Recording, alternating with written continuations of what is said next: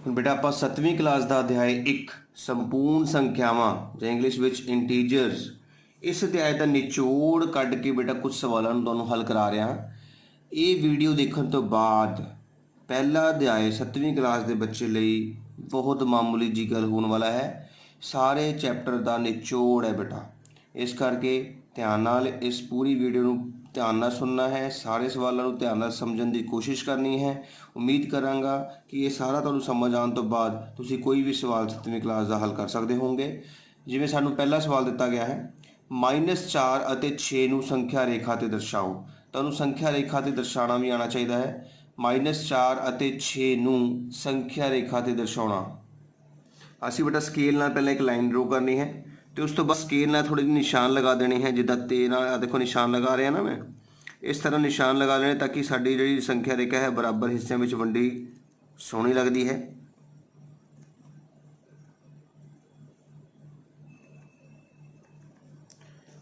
हुण असीं विचकार किते 0 तुहानूं संख्या रेखा बनानी आती है।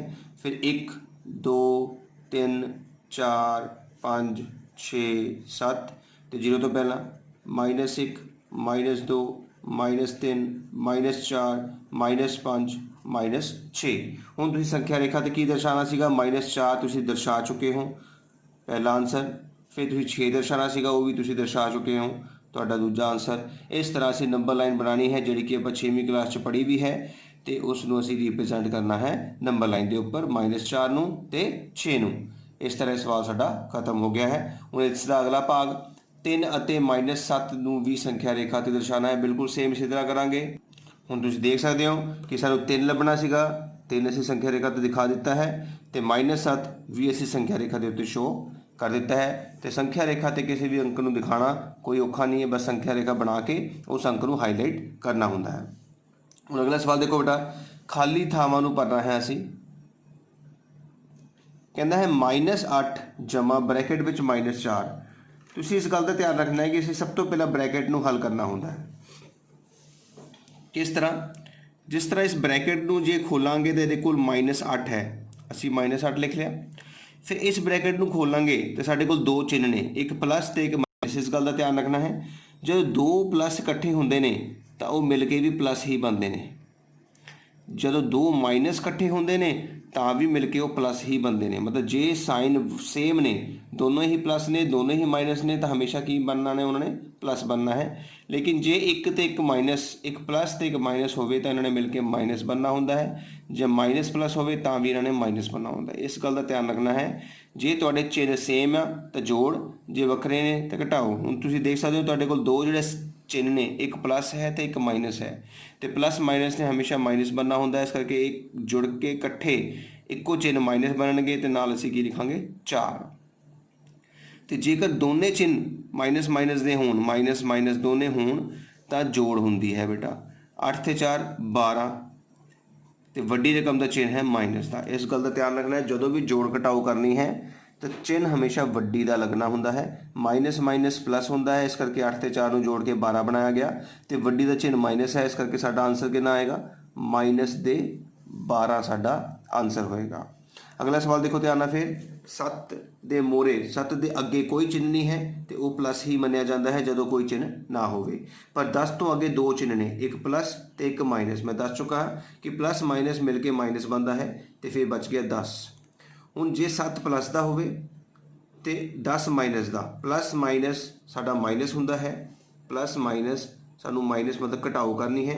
वड्डे चों छोटा घटाया, 10 दे विचों 7 गए 3, वड्डी का चिन्ह तुहाडा माइनस का है, इस करके साडा आंसर कितना आया है -3। तो इस तरह असीं खाली थावां नूं भरना हुंदा है।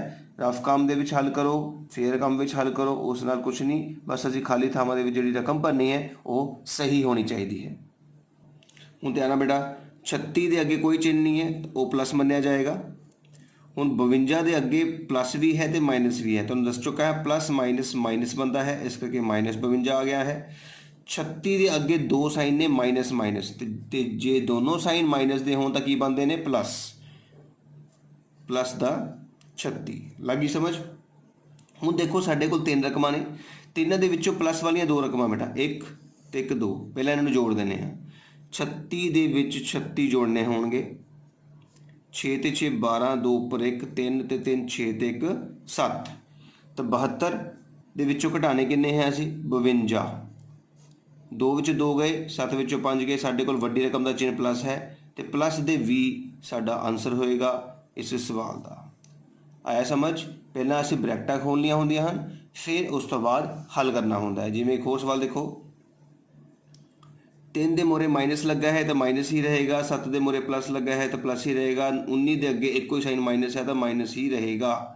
ਹੁਣ ਦੱਸੋ 3 ਮਾਈਨਸ ਦਾ ਤੇ 19 20 ਮਾਈਨਸ ਦਾ, ਮਾਈਨਸ ਮਾਈਨਸ ਹੁੰਦੇ ਨੇ ਪਲੱਸ, ਤਾਂ 19 ਦੇ ਵਿੱਚ 3 ਜੋੜਨ ਜਾ ਰਹੇ ਹਾਂ, 9 ਤੇ 3 12, 2 ਉੱਪਰ 1 ਤੇ 1 2 ਉੱਪਰ 19 ਵੀ ਮਾਈਨਸ ਦਾ ਸੀਗਾ, 3 ਵੀ ਮਾਈਨਸ ਦੀਗਾ, ਇਸ ਕਰਕੇ ਆਨਸਰ ਵੀ ਮਾਈਨਸ ਦਾ ਹੋਏਗਾ। ਇਹਦਾ ਮਤਲਬ ਸਾਡੇ ਕੋਲ 7 ਪਲੱਸ ਦਾ ਹੈ ਤੇ ਹੁਣ ਜੋ 22 ਆਇਆ ਹੈ ਉਹ ਮਾਈਨਸ ਦਾ ਆਇਆ ਹੈ। ਇਸ ਗੱਲ ਦਾ ਧਿਆਨ ਰੱਖਣਾ ਹੈ ਕਿ ਜਦੋਂ ਦੋ ਮਾਈਨਸ ਮਾਈਨਸ ਵਾਲੀ ਰਕਮਾਂ ਨੂੰ ਜੋੜਿਆ ਜਾਂਦਾ ਹੈ ਤਾਂ ਉਹਨਾਂ ਦਾ ਨਾਲ ਚਿੰਨ੍ਹ ਮਾਈਨਸ ਦਾ ਹੀ ਲੱਗਦਾ ਹੈ। ਹੁਣ 7 ਪਲੱਸ ਦਾ ਹੈ ਤੇ 22 ਮਾਈਨਸ ਦਾ ਹੈ ਬੇਟਾ, ਇਹਦਾ ਮਤਲਬ 22 ਦੇ ਵਿੱਚੋਂ 7 ਘਟਾਣੇ ਹੋਣਗੇ। 2 ਤੋਂ 1 ਹਾਸਲ ਲਿਆ, 12 ਚੋਂ 7 ਗਏ 5 ਤੇ ਇੱਥੇ ਰਹਿ ਗਿਆ ਸੀ 1 15। ਹੁਣ 15 ਨਾਲ ਵੱਡੀ ਰਕਮ ਦਾ ਚਿੰਨ੍ਹ ਲੱਗਣਾ ਹੈ, ਵੱਡੀ ਰਕਮ ਤੁਹਾਡੇ ਕੋਲ 22 ਹੈ ਜੋ ਕਿ ਮਾਈਨਸ ਦੀ ਹੈ, ਤਾਂ ਆਨਸਰ ਤੁਹਾਡਾ ਆਏਗਾ ਮਾਈਨਸ ਦਾ 15। ਲੱਗੀ ਸਮਝ ਬੇਟਾ? ਜੋੜ ਘਟਾਓ ਕਿਸ ਤਰੀਕੇ ਨਾਲ ਅਸੀਂ ਕਰਨੀ ਹੈ ਬ੍ਰੈਕਟਾਂ ਖੋਲ ਕੇ। ਹੁਣ ਅਸੀਂ ਅਗਲਾ ਸਵਾਲ ਕਰਨ ਜਾ ਰਹੇ ਹਾਂ ਬੇਟਾ ਗੁਣਨਫਲ, ਕਿਉਂਕਿ ਮੈਂ ਤੁਹਾਨੂੰ ਕਿਹਾ ਕਿ ਮੈਂ ਪਹਿਲੇ ਚੈਪਟਰ ਦਾ ਬਿਲਕੁਲ ਨਿਚੋੜ ਕੱਢਿਆ ਹੈ ਤੇ ਇਹਦੇ ਵਿੱਚ ਥੋੜ੍ਹੇ ਥੋੜ੍ਹੇ ਜਿਹੇ ਸਵਾਲ ਦਿੱਤੇ ਨੇ, ਜੋੜ ਦੇ, ਥੋੜ੍ਹੇ ਗੁਣਾ ਦੇ, ਥੋੜ੍ਹੇ ਭਾਗ ਦੇ। ਦੇਖੋ ਹੁਣ ਅਗਲਾ, ਜਦੋਂ ਵੀ ਦੋ ਰਕਮਾਂ ਨੂੰ ਗੁਣਾ ਕਰਨਾ ਹੁੰਦਾ ਹੈ ਤਾਂ ਸਿੰਪਲ ਗੁਣਾ ਕਰਨੀ ਹੈ ਜਿੱਦਾਂ ਤੁਸੀਂ ਆਮ ਕਰਦੇ ਹੋ। 55 ਨੂੰ 15 ਨਾਲ ਗੁਣਾ ਕਰਨੀ ਹੈ, 5 5 25, 5 ਉੱਪਰ 2, ਫਿਰ 5 5 25, 2 ਜੋੜੇ 27, ਗੁਣਾ ਦਾ ਨਿਸ਼ਾਨ। ਇੱਕ ਨਾਲ ਕਿਸੇ ਨੂੰ ਵੀ ਗੁਣਾ ਕਰੋ ਸੇਮ ਆ ਜਾਂਦਾ ਹੈ ਤੇ ਹੁਣ ਇਹਨੂੰ ਜੋੜਿਆ ਜਾਂਦਾ ਹੈ ਬੇਟਾ। 5 7 ਤੇ 5 12, 2 ਉੱਪਰ 1 5 6 7 ਤੇ 1 8, ਸਾਡਾ ਆਨਸਰ ਕਿੰਨਾ ਆ ਗਿਆ ਹੈ ਬੇਟਾ 825 ਸਾਡਾ ਆਨਸਰ ਹੋਏਗਾ। ਹੁਣ ਕੀ ਦੇਖਣਾ ਹੈ ਕਿ ਜਿਨ੍ਹਾਂ ਦੋ ਸੰਖਿਆਵਾਂ ਨੂੰ ਅਸੀਂ ਗੁਣਾ ਕੀਤਾ ਹੈ ਉਹਨਾਂ ਕੋਲ ਮਾਈਨਸ ਦੇ ਨਿਸ਼ਾਨ ਕਿੰਨੇ ਨੇ। ਜੇ 1 ਹੈ ਤਾਂ ਲੱਗੇਗਾ, ਜੇ 2 ਹੈ ਤਾਂ ਨਹੀਂ ਲੱਗੇਗਾ, 3 ਹੈ ਤਾਂ ਲੱਗੇਗਾ, 4 ਹੈ ਤਾਂ ਨਹੀਂ ਲੱਗੇਗਾ। ਸਮਝ ਲੱਗ ਰਹੀ ਹੈ? ਤੇ ਸਾਡੇ ਕੋਲ ਇੱਕੋ ਹੀ ਮਾਈਨਸ ਦਾ ਨਿਸ਼ਾਨ ਸੀਗਾ, ਇਸ ਕਰਕੇ ਉਹ ਲੱਗਿਆ ਹੈ ਤੇ ਸਾਡਾ ਇਹ ਆਨਸਰ ਹੋਏਗਾ। ਅਗਲਾ ਸਵਾਲ ਦੇਖੋ, 18 ਤੇ 7 ਨੂੰ ਗੁਣਾ ਕਰਨੀ ਹੈ। 18 ਨੂੰ 7 ਨੂੰ ਗੁਣਾ ਕਰਨ ਜਾ ਰਹੇ ਹਾਂ। 8 7 56, 6 ਉੱਪਰ 5, 7 ਏਕਮ 7 ਵਿੱਚ 5 ਜੋੜੇ 12, 126 ਸਾਡਾ ਆਨਸਰ ਆ ਗਿਆ ਹੈ। ਹੁਣ ਦੇਖੋ ਕਿੰਨੇ ਮਾਈਨਸ ਦੇ ਨਿਸ਼ਾਨ ਨੇ, 2, ਮਾਈਨਸ ਮਾਈਨਸ ਬਣਦਾ ਹੈ ਪਲੱਸ, ਇਸ ਕਰਕੇ ਨਿਸ਼ਾਨ ਪਲੱਸ ਦਾ ਲੱਗੇਗਾ ਜਾਂ ਕੋਈ ਵੀ ਨਹੀਂ ਲੱਗੇਗਾ ਕਿਉਂਕਿ ਪਲੱਸ ਦਾ ਨਿਸ਼ਾਨ ਲਗਾਉਣ ਦੀ ਲੋੜ ਨਹੀਂ ਹੁੰਦੀ। ਤੇ ਯਾਦ ਰੱਖਣਾ ਹੈ ਬੇਟਾ ਗੁਣਾ ਦੇ ਵਿੱਚ ਤੇ ਜੋੜ ਦੇ ਵਿੱਚ ਫਰਕ ਹੁੰਦਾ ਹੈ। ਜਦੋਂ ਅਸੀਂ ਦੋ ਸੰਖਿਆਵਾਂ ਨੂੰ ਜੋੜਦੇ ਹਾਂ ਤਾਂ ਨਿਸ਼ਾਨ ਵੱਡੀ ਰਕਮ ਦਾ ਲੱਗਦਾ ਹੈ, ਲੇਕਿਨ ਜਦੋਂ ਅਸੀਂ ਗੁਣਾ ਕਰਦੇ ਹਾਂ ਤਾਂ ਵੱਡੀ ਰਕਮ ਦਾ ਨਿਸ਼ਾਨ ਨਹੀਂ ਲੱਗਦਾ। ਗੁਣਾ ਕਰਦੇ ਵੇਲੇ ਕੀ ਦੇਖਿਆ ਜਾਂਦਾ ਹੈ ਕਿ ਮਾਈਨਸ ਦੇ ਚਿੰਨ੍ਹ 1 ਹੈ ਤਾਂ ਨਿਸ਼ਾਨ ਲੱਗੇਗਾ, 2 ਹੈ ਤਾਂ ਨਹੀਂ ਲੱਗੇਗਾ।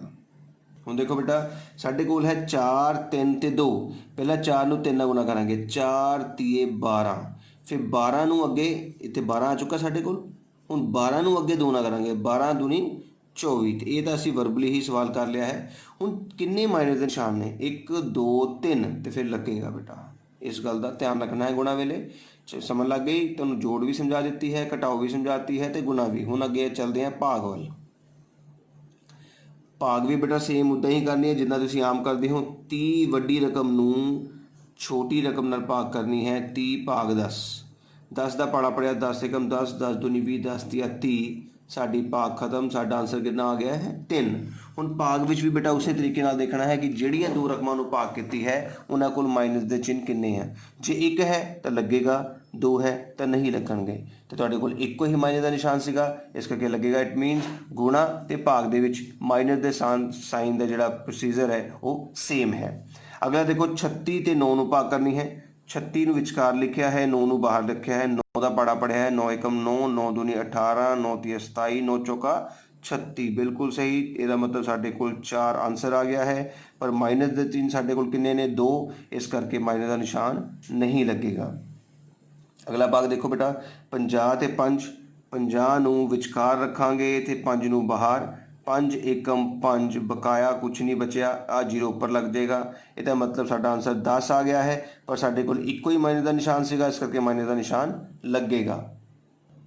ਹੁਣ ਅਗਲਾ ਇੱਕ ਸਵਾਲ ਦੇਖੋ 1 ਨੰਬਰ ਦੇ ਵਿੱਚ ਆ ਸਕਦਾ ਹੈ, ਜਦੋਂ ਦੋ ਰਿਣਾਤਮਕ ਸੰਪੂਰਨ ਸੰਖਿਆਵਾਂ ਨੂੰ ਜੋੜਿਆ ਜਾਂਦਾ ਹੈ ਤਾਂ ਸਾਨੂੰ ਇੱਕ ਡੈਸ਼ ਸੰਪੂਰਨ ਸੰਖਿਆ ਪ੍ਰਾਪਤ ਹੁੰਦੀ ਹੈ। ਮੈਂ ਹੁਣੇ ਤੁਹਾਨੂੰ ਪਿੱਛੇ ਸਮਝਾ ਕੇ ਚੁੱਕਿਆ ਕਿ ਜਦੋਂ ਮਾਈਨਸ ਤੇ ਮਾਈਨਸ ਦੋ ਰਕਮਾਂ ਨੂੰ ਜੋੜਿਆ ਜਾਂਦਾ ਹੈ, ਜਿਵੇਂ ਦੇਖੋ ਮਾਈਨਸ ਦੇ ਤੁਹਾਡੇ ਕੋਲ ਆ ਜਾਏ, ਸਪੋਜ਼ ਕਰੋ ਰਿਣਾਤਮਕ ਹੁੰਦੀ ਹੈ -2 ਤੇ -4। ਹੁਣ ਮੈਂ ਸਮਝਾਇਆ ਸੀ ਤੁਹਾਨੂੰ ਕਿ ਮਾਈਨਸ ਮਾਈਨਸ ਪਲੱਸ ਹੁੰਦਾ ਹੈ, 4 ਤੇ 2 6, ਪਰ ਸੰਖਿਆ ਵੱਡੀ ਦਾ ਚਿੰਨ੍ਹ ਮਾਈਨਸ ਦਾ ਹੀ ਰਹਿੰਦਾ, ਮਤਲਬ ਦੋ ਰਿਣਾਤਮਕ ਸੰਖਿਆਵਾਂ ਨੂੰ ਜੋੜਨ ਤੇ ऋणात्मक संख्या ही प्राप्त हुई है। तो इत्थे की लिखांगे एक ऋणात्मक,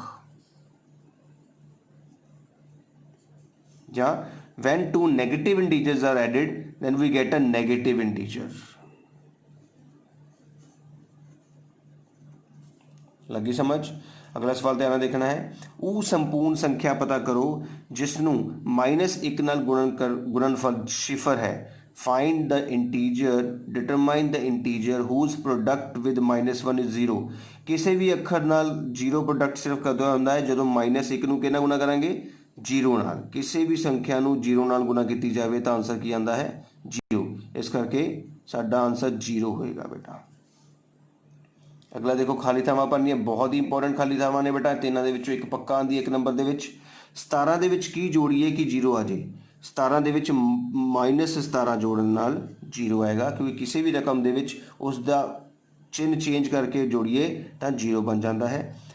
3 ਨੂੰ ਗੁਣਾ ਕਰੀਏ 0 ਨਾਲ ਤਾਂ ਤੁਹਾਨੂੰ ਹੁਣੇ ਦੱਸਿਆ ਕਿ ਕੀ ਬਣਦਾ ਹੈ, 0 ਬਣਦਾ ਹੈ। 0 ਨਾਲ ਕਦੇ ਵੀ ਕਿਸੇ ਨਾਲ ਗੁਣਾ ਕੀਤਾ ਜਾਵੇ ਤਾਂ 0 ਹੀ ਹੋ ਜਾਂਦਾ ਹੈ। 75 ਨੂੰ ਕਿਸ ਨਾਲ ਭਾਗ ਕੀਤਾ ਜਾਵੇ ਕਿ -1 ਆ ਜਾਏ? ਪਹਿਲੀ ਗੱਲ ਤਾਂ 75 ਨੂੰ 75 ਨਾਲ ਭਾਗ ਕਰਾਂਗੇ ਤਾਂ 1 ਆਏਗਾ। ਹੁਣ ਇੱਕੋ ਮਾਈਨਸ ਰੱਖਣਾ ਹੈ ਤਾਂ ਕਿ ਮਾਈਨਸ ਲੱਗੇ, ਇਸ ਕਰਕੇ ਉੱਤਰ ਮਾਈਨਸ ਸੀਗਾ ਤੇ ਇੱਧਰ ਮਾਈਨਸ ਨਹੀਂ ਲੱਗੇਗਾ। अगला सवाल देखना है बेटा, सही विकल्प चुनो, चूज द करैक्ट ऑप्शन। ਹੁਣ देखो 7 ਕਿਹਦਾ ਹੈ, ਮਾਈਨਸ ਦਾ, 3 ਕਿਹਦਾ ਹੈ, ਪਲੱਸ ਦਾ। ਹੁਣ ਪਲੱਸ ਮਾਈਨਸ ਹਮੇਸ਼ਾ ਮਾਈਨਸ ਹੁੰਦੀ ਹੈ, ਇਸ ਕਰਕੇ 7 ਦੇ ਵਿੱਚੋਂ 3 ਘਟਾਵਾਂਗੇ।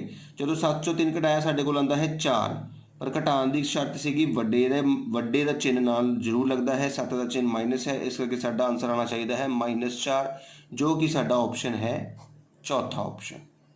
ਆਈ ਸਮਝ? ਹੁਣ ਸਾਡੇ ਕੋਲ ਗੁਣਾ ਹੈ ਬੇਟਾ, 7 ਨੂੰ 6 ਨਾਲ ਗੁਣਾ ਕਰਨੀ ਹੈ, 7 6 42। ਹੁਣ ਮਾਈਨਸ ਕਿੰਨੇ ਦੇਖੋ ਤੁਸੀਂ 2, ਜੇ 2 ਮਾਈਨਸ ਹੋਣ ਤਾਂ ਫਿਰ ਸਾਈਨ ਨਹੀਂ ਲੱਗਦਾ, ਇਹਦਾ ਮਤਲਬ 42 ਹੀ ਸਾਡਾ ਆਨਸਰ ਹੋਏਗਾ। ਇੱਕ option is the right option. ਹੁਣ ਭਾਗ ਕਰਨੀ ਹੈ ਬੇਟਾ, 30 ਨੂੰ 3 ਨਾਲ ਭਾਗ ਕਰਨੀ ਹੈ। ਦੇਖੋ 3 ਏਕਮ 3, 0 ਪਰ ਲੱਗ ਗਈ, 10 ਆਨਸਰ ਆਇਆ ਹੈ ਤੇ ਮਾਈਨਸ ਦਾ ਨਿਸ਼ਾਨ ਇੱਕੋ ਹੀ ਹੈ, ਇਸ ਕਰਕੇ 10 ਦੇ ਨਾਲ ਮਾਈਨਸ ਲੱਗੇਗਾ ਤਾਂ ਆਹ ਸਾਡਾ ਆਨਸਰ ਹੋਏਗਾ। ਹੁਣ ਅਗਲਾ ਸਵਾਲ ਦੇਖਿਆ ਜੀ ਧਿਆਨ ਨਾਲ, ਕਹਿੰਦਾ 10 ਪ੍ਰਸ਼ਨਾਂ ਵਾਲੇ ਇੱਕ ਜਮਾਤ ਟੈਸਟ ਵਿੱਚ ਹਰੇਕ ਠੀਕ ਉੱਤਰ ਦੇ 4 ਅੰਕ ਅਤੇ ਹਰੇਕ ਗਲਤ ਉੱਤਰ ਦੇ -2 ਅੰਕ ਦਿੱਤੇ ਜਾਂਦੇ ਹਨ। ਤਾਂ ਦੱਸੋ ਗੁਰਪ੍ਰੀਤ ਸਾਰੇ ਪ੍ਰਸ਼ਨ ਹੱਲ ਕਰਦੀ ਹੈ ਤਾਂ ਦੱਸੋ ਉਸਨੇ ਕਿੰਨੇ ਅੰਕ ਬਣਨਗੇ। In a class test containing 10 questions 4 marks for given for every correct answer and -2 marks are given for every incorrect answer. Gurpreet attempt all the questions. What will be her score if 6 ਠੀਕ ਹੋਣ, ਮਤਲਬ 10 ਦੇ ਵਿੱਚੋਂ ਉਸਦੇ ਕਿੰਨੇ ਸਹੀ ਹੋਣ। ਆ ਦੇਖੋ 10 ਕੁਐਸਚਨ ਉਹਨੇ ਕੀਤੇ, ਸਹੀ 6 ਹੋਣ, ਇਹਦਾ ਮਤਲਬ 4 ਗਲਤ ਹੋ ਗਏ। ਫਿਰ ਉਹਦੇ ਸਹੀ ਲਈ ਉਸਨੂੰ 4 ਅੰਕ ਮਿਲ ਰਹੇ ਸੀਗੇ, ਗਲਤ ਲਈ ਉਸਨੂੰ -2 ਅੰਕ ਮਿਲਦੇ ਪਏ ਸੀਗੇ। ਇਹ ਸਵਾਲ ਨੇ ਕਿਹਾ ਬੇਟਾ ਜੇ ਉਸ ਬੱਚੀ ਨੇ ਜਿੰਨੇ ਸਵਾਲ ਸਹੀ ਕੀਤੇ ਹੋਣਗੇ ਉਸਨੂੰ 4 ਅੰਕ ਮਿਲਣਗੇ ਤੇ ਜਿੰਨੇ ਸਵਾਲ ਗਲਤ ਕੀਤੇ ਹੋਣਗੇ ਉਸਨੂੰ -2 ਅੰਕ ਮਿਲਣਗੇ। ਹੁਣ ਜਦੋਂ ਅੰਕ ਨੂੰ ਸਵਾਲਾਂ ਨਾਲ ਗੁਣਾ ਕੀਤਾ ਜਾਂਦਾ ਹੈ ਬੇਟਾ, ਇਹਦਾ ਮਤਲਬ 6 ਨੂੰ 4 ਨਾਲ ਗੁਣਾ ਕਰਾਂਗੇ, 6 ਚੌਕਾ 24 ਅੰਕ ਮਿਲ ਗਏ ਉਸਨੂੰ, ਤੇ 4 ਦੂਣੀ 8 ਅੰਕ ਮਿਲ ਗਏ। ਪਰ ਗੁਣਾ ਵੇਲੇ ਮੈਂ ਕਿਹਾ ਸੀਗਾ ਇੱਕੋ ਮਾਈਨਸ ਹੈ ਤਾਂ ਮਾਈਨਸ ਲੱਗੇਗਾ, ਮਤਲਬ 24 ਅੰਕ ਉਹਨੂੰ ਪਲੱਸ ਦੇ ਮਿਲੇ ਹਨ ਤੇ 8 ਅੰਕ ਉਸ ਨੂੰ ਮਾਈਨਸ ਦੇ ਮਿਲੇ ਹਨ। ਹੁਣ ਪਲੱਸ ਮਾਈਨਸ ਮਾਈਨਸ ਹੁੰਦੀ ਹੈ, ਇਹਦਾ ਮਤਲਬ 24 ਦੇ ਵਿੱਚੋਂ ਆਪਾਂ 8 ਅੰਕ ਘਟਾਵਾਂਗੇ। ਹਾਸਲ ਲਿਆ 14 ਚੋਂ 8 ਗਏ 6 1, ਇਸ ਦਾ ਮਤਲਬ ਉਹਨੂੰ 16 ਅੰਕ ਪ੍ਰਾਪਤ ਹੋਏ ਹਨ, ਉਹ ਵੀ ਪਲੱਸ ਦੇ, ਕਿਉਂਕਿ ਵੱਡੀ ਰਕਮ ਪਲੱਸ ਦੀ ਹੈ। 16 ਅੰਕ ਪ੍ਰਾਪਤ ਕੀਤੇ, she get 16 marks। ਇਹ ਇਸ ਸਵਾਲ ਦਾ ਸਾਡਾ ਆਨਸਰ ਹੋਏਗਾ। ਸਮਝ ਲੱਗੀ ਬੇਟਾ, ਜਿੰਨੇ ਸਹੀ ਕੁਐਸਚਨ ਕੀਤੇ ਹੋਣਗੇ ਪਰ ਕੁਐਸਚਨ ਦੇ 4 ਅੰਕ ਮਿਲਦੇ ਪਏ ਨੇ, ਤੇ ਜਿੰਨੇ ਗਲਤ ਕੁਐਸਚਨ ਕੀਤੇ ਹੈ ਉਸਦੇ ਹਰ ਇੱਕ क्वेश्चन के -2 अंक मिल रहे हैं। उसने कहा 6 क्वेश्चन सही होण तां दसो किन्ने मार्क प्राप्त होणगे। हुण अगला इहदा भाग देखो। हुण कहंदा जे 3 क्वेश्चन सही होण, इहदा मतलब 10 क्वेश्चनों दे विचों 3 क्वेश्चन सही होणगे ते 7 क्वेश्चन गलत हो जाएंगे। 3 का मतलब की होया करैक्ट, इस तरह इंग्लिश वाला बच्चा इस तरह लिख सकता है 3 करैक्ट तो 7 इनकरैक्ट। हुण तुसीं देखोगे ध्यान नाल, सही नूं 4 अंक मिलने हैं, इसनूं 4 नाल गुना करांगे तो गलत नूं -2 अंक मिलने हैं। 4 तीए 12 अंक इधर प्राप्त होए, उसनूं प्लस दे 7 दूनी 14 माइनस दे 14 अंक प्राप्त किए उसने। 12 अंक उसने प्लस दे प्राप्त किए हैं, 14 अंक उसने माइनस दे प्राप्त किए हैं। ਇਹਦਾ मतलब प्लस माइनस माइनस तो 2 अंक रह गए ਉਹਦੇ ਕੋਲ सिर्फ, वो भी माइनस दे क्योंकि बेटा 14 माइनस का है। तो ये ਉਹਦਾ आंसर होएगा 2 अंक वाला। इंग्लिश वाला बच्चा की लिखेगा मल्टीप्लाई 4 मार्क्स मल्टीप्लाई -2 मार्क्स तो 12 मार्क्स मिल गए उसनों, -14 मार्क्स मिल गए। समझ लग गई। ਹੁਣ 12 प्लस दे 14 माइनस दे -2 मार्क्स उसके होणगे। ये साडा इस सवाल का आंसर है। इस तरह बेटा अगला भाग है एक सही होवे। जे इको ही सवाल सही होएगा 10 दे विचों एक सही तो 9 गलत हो गए। 4 अंक मिलणगे इहदे ते -2 नाल गुणा करके अंक मिलणगे इसदे। 4 एकम 4 अंक प्राप्त किए प्लस दे 18 माइनस दे 18 अंक प्राप्त किए। 4 प्लस का 18 माइनस का प्लस माइनस माइनस रह गए 14 अंक, पर वड्डी का चिन्ह माइनस का सीगा, इस करके साडा ये आंसर होएगा माइनस दे 14 अंक। इंग्लिश वाले ने फिर इसी तरीके नाल सही नूं करैक्ट इनकरैक्ट मार्क्स लिख के सवाल नूं हल करना है। हुण अगला सवाल देखो बेटा ध्यान नाल, कहता है उचित गुण का प्रयोग करते हुए गुणनफल पता करो। हुण ये सवाल भी बहुत इंपॉर्टेंट है, पेपर के कई बार देखा गया है। ये की होंगे बेटा, देखो गुणा वाले जोड़े अंक ने ना, देखो 24 गुणा तो ये इको ही घर के मैंबर होंगे ने। प्लस जो प्लस आया उन्हें घर अगला चेंज हो गया। हुण आ दूजा घर है, आ पहला घर है, आ दूजा घर है। दोनों घरों के कोई इदा का मैंबर बैठा है जो दोनों के सेम होवे। ध्यान नाल देखना है बेटा।